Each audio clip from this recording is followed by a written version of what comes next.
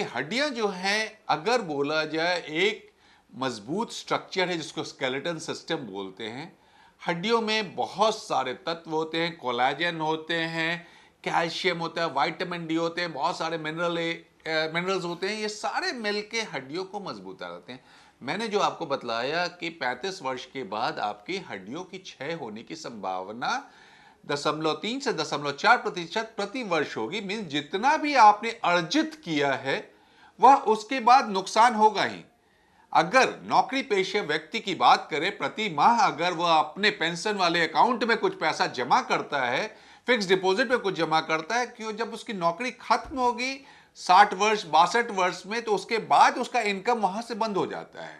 तो मैक्सिमम वो 60 वर्ष तक ही जमा कर सकता है, उसके बाद कुछ ना कुछ को निकालना ही पड़ेगा। उसी तरह हमारे शरीर का है, हमारा जो बोन बैंक है वह 30 वर्ष तक ही जमा कर सकते हैं। इसलिए बच्चों को हम प्रेरित करते हैं कि बच्चों को ज्यादा ध्यान देना है। बच्चे अगर हड्डियों को मजबूत करेंगे तो 30 वर्ष तक, एक जब तक वो युवा होंगे उस समय तक मजबूत कर लेंगे। 30 वर्ष से 35 वर्ष तक वो कुछ नहीं कर सकते, लेकिन 35 वर्ष के बाद वो कुछ भी करके रह जाए उनका लॉस होगा ही।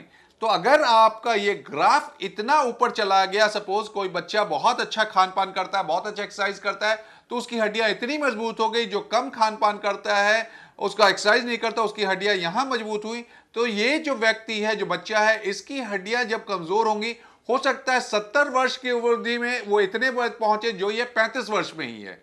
इसलिए बच्चों को हमें ज्यादा प्रेरित करना है, खान पान में ज्यादा ध्यान देना है। कैल्शियम की बात मैं लगातार बोलता रहता हूं। अब कैल्शियम आएगी कहां से? सबसे अच्छा स्रोत है दूध।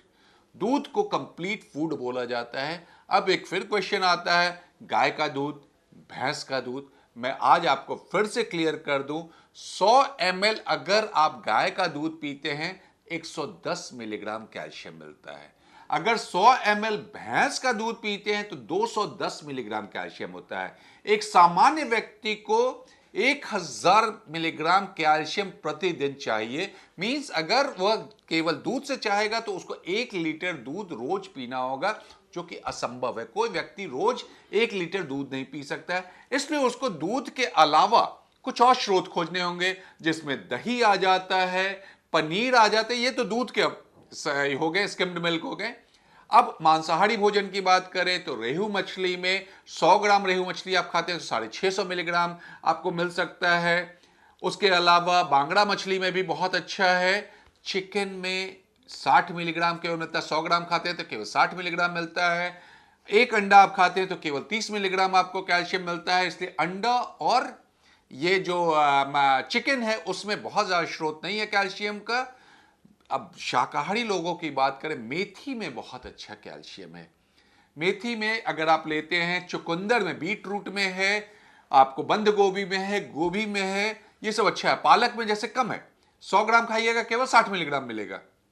तो खान पान में आपको सेलेक्ट करना पड़ेगा दूध, मांसाहारी भोजन, शाकाहारी भोजन को मिला के कैसे।